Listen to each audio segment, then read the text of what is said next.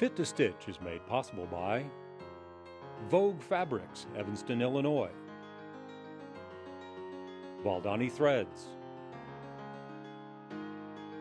Kai Scissors. Sew Steady. OC Sewing, Buena Park, Fullerton, Garden Grove, and Irvine, California. Richland Sewing Center, Dallas, Texas, and the Metroplex. Fabric Warehouse, Lakeland, Florida. Longview Sewing in Longview, Washington. Paramount Sewing in Eugene, Oregon. And Elliott Berman Textiles, New York City. All right, so now what I'm going to do is maybe use a few more pieces. And in this particular case, we did a vest. This is the trench coat. So you can look at that and say, okay, like we're not even in the trench coat territory, but we are. We use the same pieces. So all I used is the front, the back, 2 collar pieces, because there's an under collar underneath there. I went ahead and did that. And then I used 2 pieces for the pocket. So that's how many? 1, 2, 3, 4, 5, 6 pieces. Now out of my 24 pieces of my trench coat, I only use 6 pieces. And that seems like just really easy, right? So there's just a few sewing tips that we want to know. So let's go to the sewing machine and I'm going to teach you how to do that pocket. I think that pocket is so professional and looks so good. I really want to give you a chance to see how it's done. All right, so some of the work I've done a little bit ahead of time, simply so that it's kind of like watching paint dry when you watch somebody sew. You wouldn't have to, go through that process. But I do want to make sure you understand the whole process, so I think you will. We just have 2 pieces. The first piece we have is the pocket, which is the bigger piece, and then we have the short little flap right here. So when we're doing that particular pocket, and it's called a welt, but it is a welt with a flap, this is actually the top of the garment. So the first part that I'm going to make, so you see there's 2 pocket pieces. One is the pocket itself, and then one is the flap. What I'm going to do is I'm actually going to make the flap and kind of show you a few tricks in doing that. And all I do is put right sides together, and I'm just going to stitch the ends.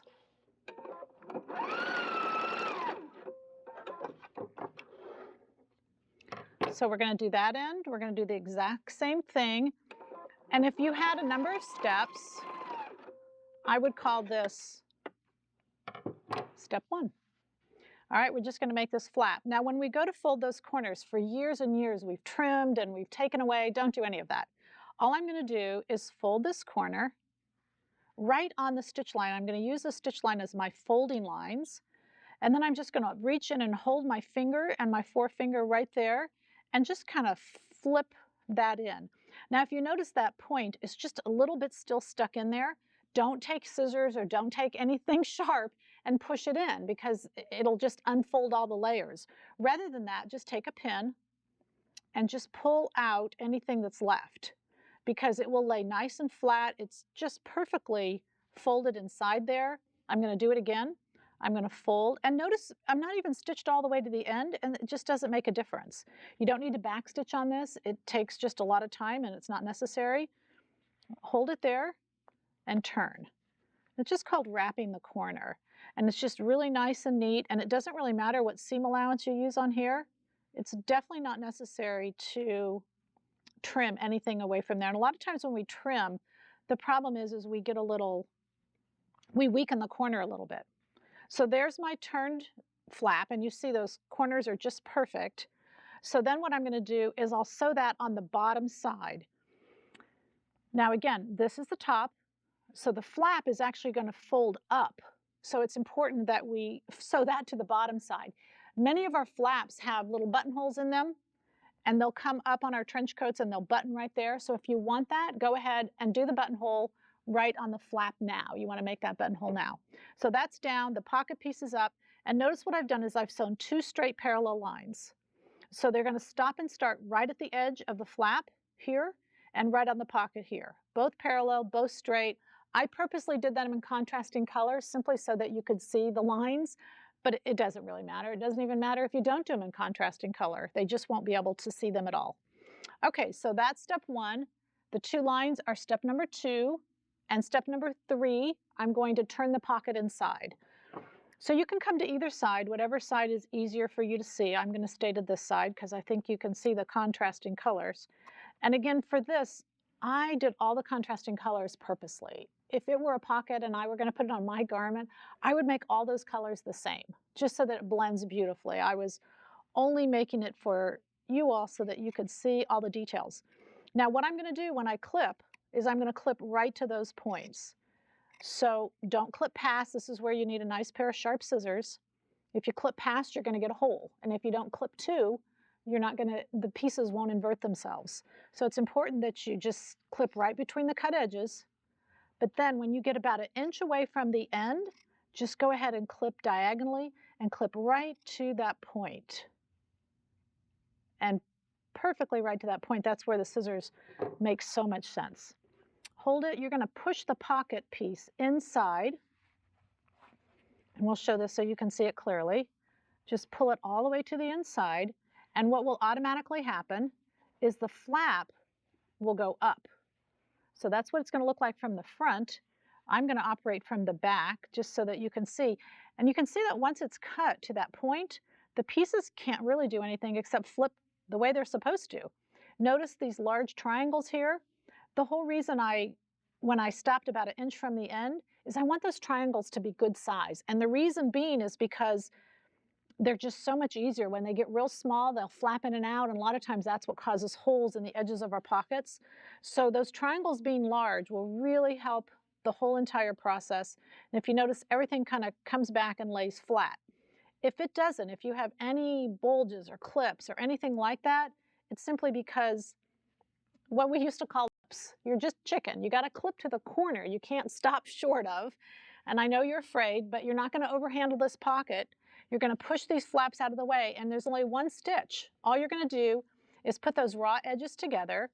When I put those raw edges together, I can't see the stitching, so that means you can't sew on that side. What that means is you're going to flip it to this side. You're going to move the end triangles out of the way, and I'm just going to stitch right along that line, the 2 of them together. And I'll stitch it, and then I'll show you. You're going to actually start stitching before the pocket flap, and you're going to continue stitching beyond. So if you notice, this edge is lined up, and I'm just going to stitch right past there. All right, and I'll show you how I did that there, and you're going to turn it around. Now what will happen is the pocket will fall down. Those large triangles can come back, that's okay, and there you have it. So from this edge, you're going to look in there and see it's just beautiful. That's going to come up like that. Now I've just got 2 more little steps to do, and I'm just going to finish up here in just a minute. So now what I'm going to do is go ahead and fold this forward, and you can see that big triangle, and the beauty of it being so large is it can't move. And I'm going to sew over the end of it. And I want to be as aggressive as possible when I'm sewing over that end, because sewing over that end will make a nice tight corner for me when I look in that inside. So notice on this side there's a hole still, and once I go ahead and bring it forward and see that big triangle there, I'm going to sew right over the end of it. And also when I'm sewing over the end of it, I'm also closing up the pocket, the actual pocket. So this is not a fake pocket. This is a real pocket that's going to be in my coat. And I think those fake pockets, you know, they're not any fun anyway. These real pockets are the way to go. Okay, so you see the last step, all I'm going to do is sew this down. Generally, because the flap is wide enough, it's actually going to get sewn down. So I'm going to go ahead and just stitch this. Now this is really important. What I'm going to do at the very beginning is just backstitch. And then it's also really important to use a matching thread on this. And again, I'm not in this situation. I probably wouldn't use red thread and gray pockets, and you guys know all that stuff. Hopefully you don't want to use all that. But then I can just clip that, and you can see what a beautiful pocket that is. All right, so no fear of adding in 2 more pieces is all I added in when I made the pocket. So I know you can handle that.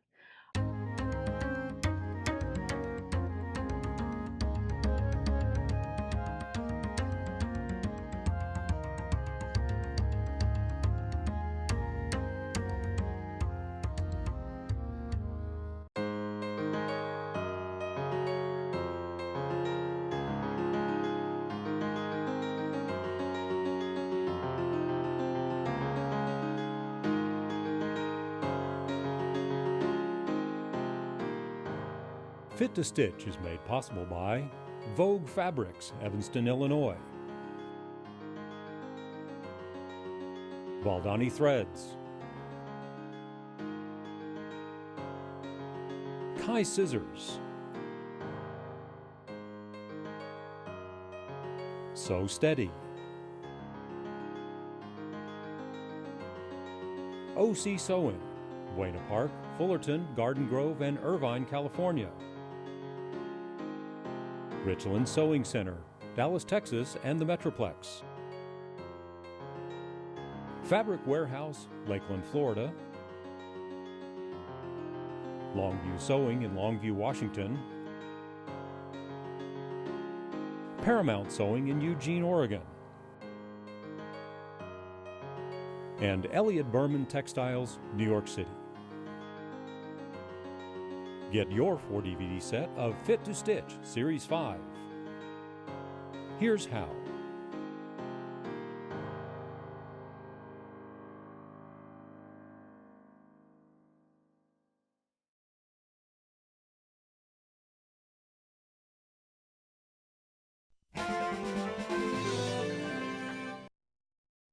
All independent designers have had to make so many changes over the years to the riding jacket. Where did it start? And what does the modern version look like?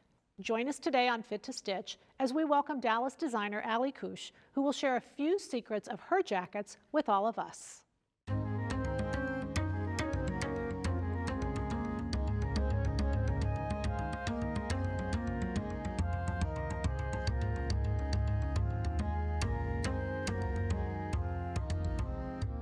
Fit2Stitch is made possible by Vogue Fabrics, Evanston, Illinois. Valdani Threads. Kai Scissors. So Steady. OC Sewing, Buena Park, Fullerton, Garden Grove, and Irvine, California. Richland Sewing Center, Dallas, Texas, and the Metroplex. Fabric Warehouse, Lakeland, Florida. Longview Sewing in Longview, Washington. Paramount Sewing in Eugene, Oregon.